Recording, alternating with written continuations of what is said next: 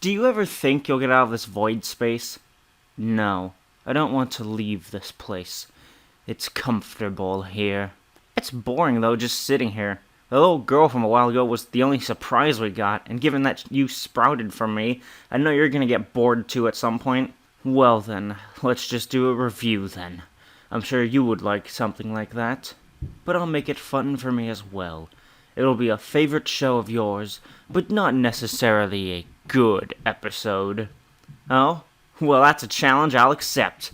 So, what show do you want to look at? An episode from the second season of Batman the Animated Series that has two of your favorite characters. No, you don't mean Love is a Croc. The episode with your favorite baby doll and Killer Croc. No! Yes, now quit your complaining. I'm jumping into the episode with or without you. It starts with an old television show playing, the same show that Baby Doll was a part of. Two tourists return to their hotel with a much smaller woman being the concierge, who was actually just Baby Doll. The guy is a bit of an asshole to her, not going to lie, probably because he is very drunk, and she retaliates accordingly. Oh, so she's trying to move on. That's actually kind of interesting. Though it is funny that she has some plush animals to keep her company immediately after getting angry about being treated like a child or reminded of her younger days. She tunes into the Killer Croc sentencing, where he talks about how he has been treated harshly for being different. He breaks out of his straitjacket and chains with ease and escapes. You know, Killer Croc, I don't think you're as much a victim of prejudice as you are someone who has just proven you are a danger to society at the drop of a hat. Kinda screwed yourself on this one. He and Batman get into a bit of a fight, with Baby Doll crying at the scene for him. So, she visits him in his water tank and feeds him, like he's some animal. Baby Doll and him have a chat, with it culminating in her breaking him out through one of her classic schemes of imitating a small girl to get the better of her opponents. Also, she has immediately latched on to him, even calling him her precious. Apparently, they've started dating and committing crimes together while living in a sewer. Croc heads out after just returning home and leaves Baby Doll a bit saddened. It's really weird to see Baby Doll acting sort of like her old self again, when the beginning of the episode seemed to be her trying to distance herself from it and move on. The two get on a casino boat together, with Baby Doll distracting a police officer by feigning being a child once more, while Killer Croc robs the place like the beast he is. Smart tactic, honestly. But Batman and Batgirl arrive thanks to the Batboat and get into a bat scuffle. Killer Croc is able to get the upper hand for a moment and heads back for the money with a nice save from Baby Doll and her exploding jacks to aid in their escape, which Batman catches as they go through the sewer. Baby Doll and Croc have a little spat, with Killer Croc leaving in a rage this time, which he calms himself down by going after some attractive women in a bar at the pier and telling them that his plan is to do more jobs before splitting. But Baby Doll, the yandere that she is now, stalked him and is saddened when learning it. So, when he returns, she shows her affection to him, though hiding her inner rage, and informs him about a plan to make a big score. The big one. Batman and Batgirl decide to go on the hunt instead of being reactive, and stumble across their sewer home and a crudely drawn drawing of them blowing up a nuclear power plant. Batgirl, however, trips a bomb and sets the whole sewer ablaze momentarily. Good job, Batgirl. Nearly killed yourself and Batman. Killer Croc and Baby Doll somehow have already taken control of the nuclear power plant. How? A place like this should have an armed military guarding it, not just one or two guards. Was Homer Simpson left in charge of this one? Killer Croc then asks about the next stage of this plan, assuming it's them threatening to blow it up and demanding a large ransom, but learns that Baby Doll is actually on a suicide train and going to blow up Gotham and themselves.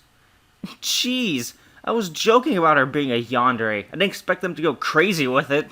I believe the phrase goes, "Hell hath no fury, like a woman scorned." And this proves it.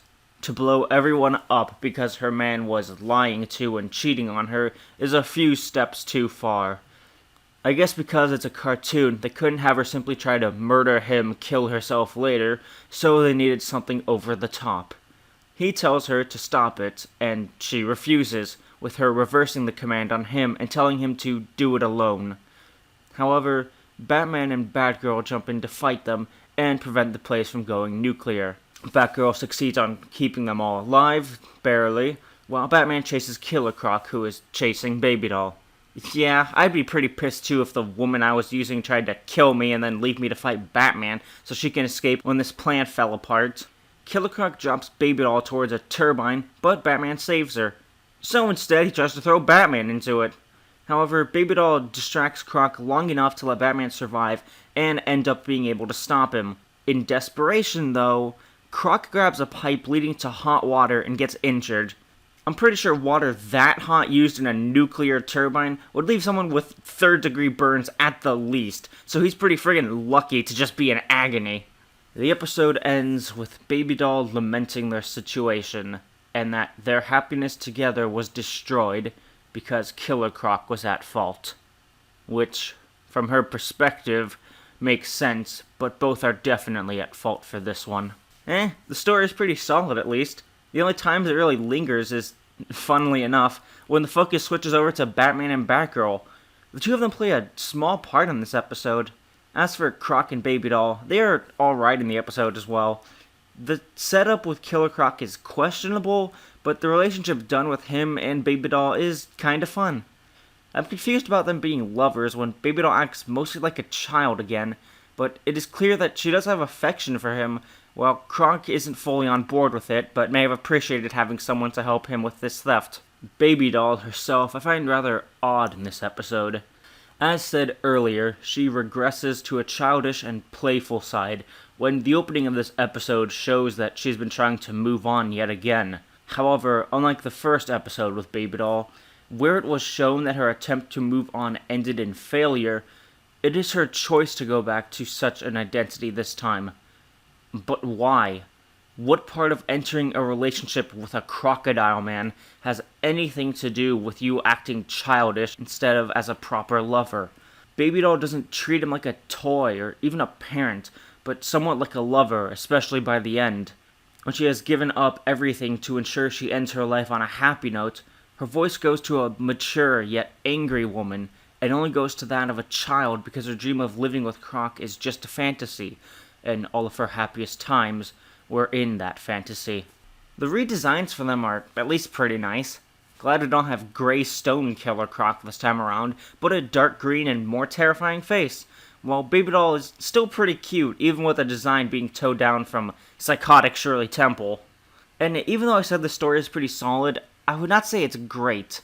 It's mostly alright, honestly, but I feel like we could have had moments of Croc showing that there may have been some care for Baby Doll to make the relationship look stronger than just all of the love being purely on her side, and her hurt because it isn't aligning with the ideal future she has planned out. Instead of her seeing that all of this was just an act on his part and feeling betrayed, she just places all the blame squarely on him.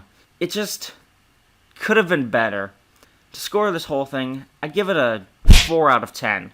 It's nothing special, the character work of Baby Doll feels a bit off, and the relationship was handled weirdly. I don't know. My mind just might be in a weird way, and I kinda want this review to end already. Agreed. This episode isn't as bad as we remember. However, it's one I won't mind forgetting.